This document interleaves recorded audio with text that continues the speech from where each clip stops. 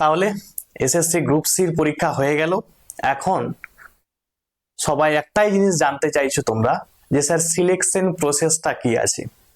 আমি আমার যে যতটুকু তোমার হাতের মধ্যে ছিল, একটা হচ্ছে যে ওএমআর বেস এক্সাম, সেই এক্সামে 60 নাম্বারের টোটাল পরীক্ষা হয়েছে। তুমি পাবে 55, তুমি পাবে 52, বা তুমি পেতে পারো 57, এই রকম নাম্বার। কেউ আবার 50-এর নিচেও আছে। তো এখন তোমাদের প্রশ্ন cut off, 1 number cut off নিয়ে, এবং দ্বিতীয় নাম্বার প্রশ্ন স্যার সিলেকশন প্রসেসটা কি আছে। আমি আমার কাজ করে এসেছি, আমি 55 পাবো, আমি 52 পাবো, আমি যাই পাবো না কেন, আমি আমার কাজটা কিন্তু করে এসেছি। এখন আমি কিভাবে আমার চাকরিটা পাবো, যেটা আমার জীবন থেকে বেকারত্ব শব্দটাকে মুছে দেবে। তো সেটা নিয়ে আজকের ভিডিও, তোমাদের জানতে হবে ভিডিও।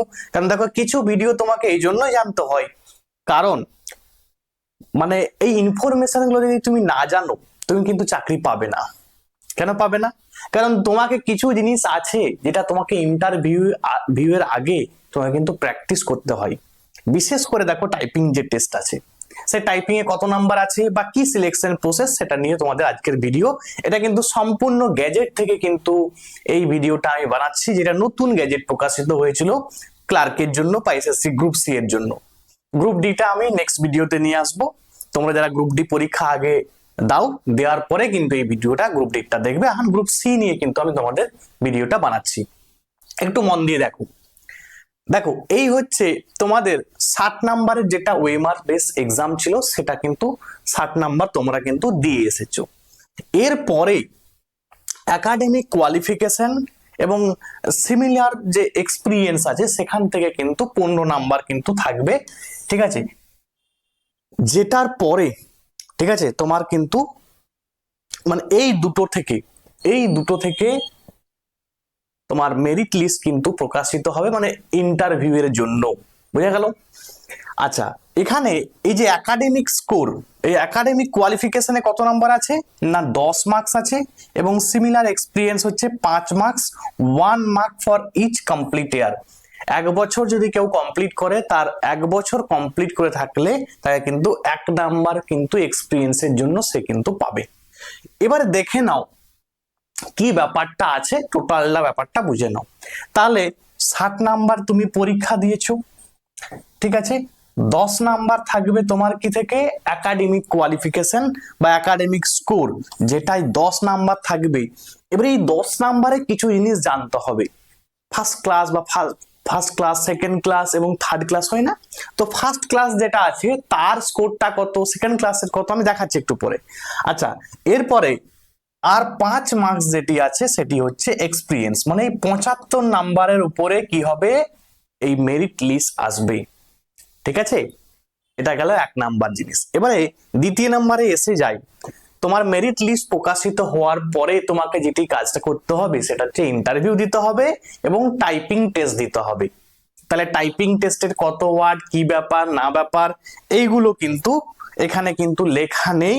জাস্ট যেটা লেখা আছে যে ওরাল ইন্টারভিউ যেটা, সেটা কিন্তু 10 মার্কসের তোমাকে ওরাল ইন্টারভিউ দিতে হবে, এবং typing using computer and computer proficiency, এটার উপরে কিন্তু 15 নাম্বার। তাহলে টোটাল মিলিয়ে তুমি এখানে 25 আর 75 ছিল, ঠিক আছে, 25 প্লাস 75 টোটাল মিলিয়ে কিন্তু 100। এই 100 মার্কসের মধ্যে তোমার কিন্তু 100 মার্কসের উপরে কিন্তু তোমার ফাইনাল যে মেরিট লিস্ট, ঠিক আছে, মেরিট লিস্ট সেটা কিন্তু প্রকাশিত হবে। তাহলে বোঝা গেলে, এখন তোমাদের এই 75-এর মধ্যে তোমরা কিন্তু ডাক পাবে।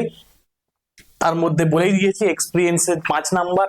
যারা নতুন আছো তাদের জন্য এটা মানে এইটা খুব খারাপ লাগবে আমি জানি, তো তবু মেনে নিতে হবে, কারণ কিছু নিয়ম বা রেগুলেশন যেগুলো আছে সেগুলো তুমি বাদ দিয়ে ভাবতে পারো না।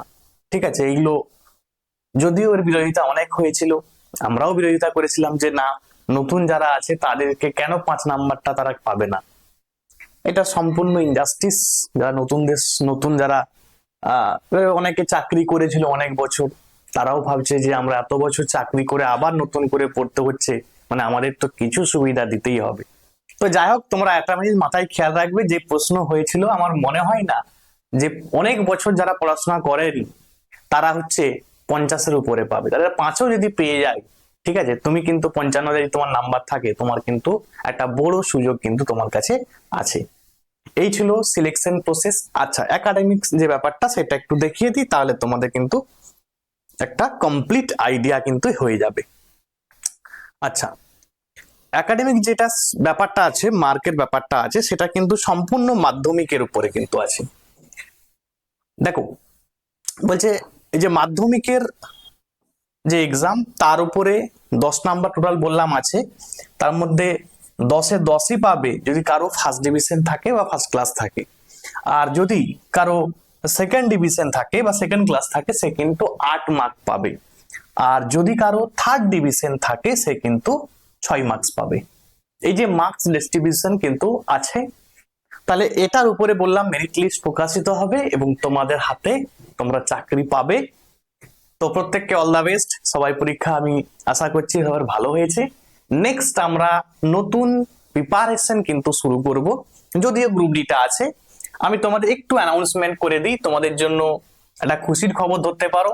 আমি এর পরে যে নেক্সট এক্সাম আছে WBCS, দেখো আমি যে এবারের যে পরীক্ষা ধরো হলো গ্রুপ সি, এই গ্রুপ সির মধ্যে আমি কিন্তু, যেটা আমি বলছি না কিন্তু স্টুডেন্টরা বলছে, আমি বলছিলাম যে 40+ হয়তো তোমাদের কমন এসেছে, বলছে না স্যার, অনেকে বলছে না 55+, ঠিক আছে, 55+ যদি মানে আমার যদি শুধু ম্যাটেরিয়ালস গুলো পড়ে যায়, ঠিক আছে, 55 সে কিন্তু মানে এমনি পেয়ে যাবে আর কি।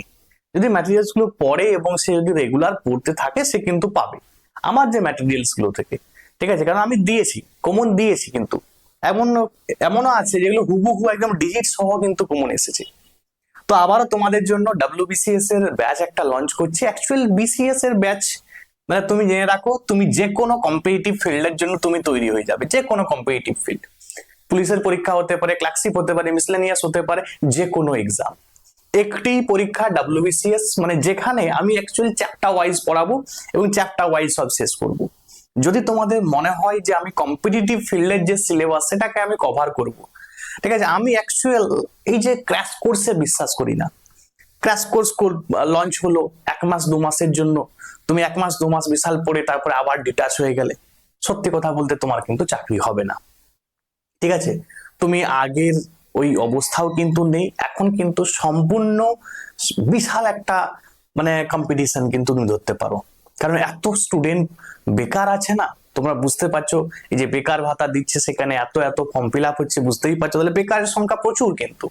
এবারে তুমি যদি মনে করো আমি 2 মাস 1 মাস পরে চাকরি পেয়ে যাবো, এটা কিন্তু ইম্পসিবল। তুমি ওই 2 মাস 1 মাস পরে তুমি 40 47 45ই পাবে, তুমি 55+ পাবে না। 55+ তোমাকে পেতে গেলে কম্পিটিটিভের যে সিলেবাসটি আছে সেটা তোমাকে কিন্তু কভার করতে হবে।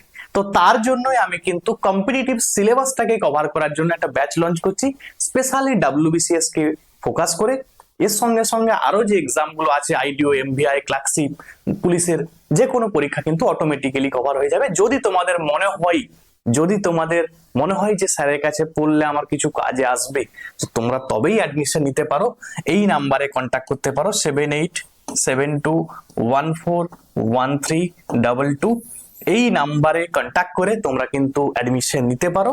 আমি তোমাদের স্বপ্ন সত্যি যাতে করতে পারো, বা স্বপ্নকে যে স্বপ্ন তোমরা দেখছো সেই স্বপ্নকে সত্যি করাটাই আমার উদ্দেশ্য, সেই উদ্দেশ্যেই কিন্তু এই ব্যাচটা লঞ্চ হচ্ছে।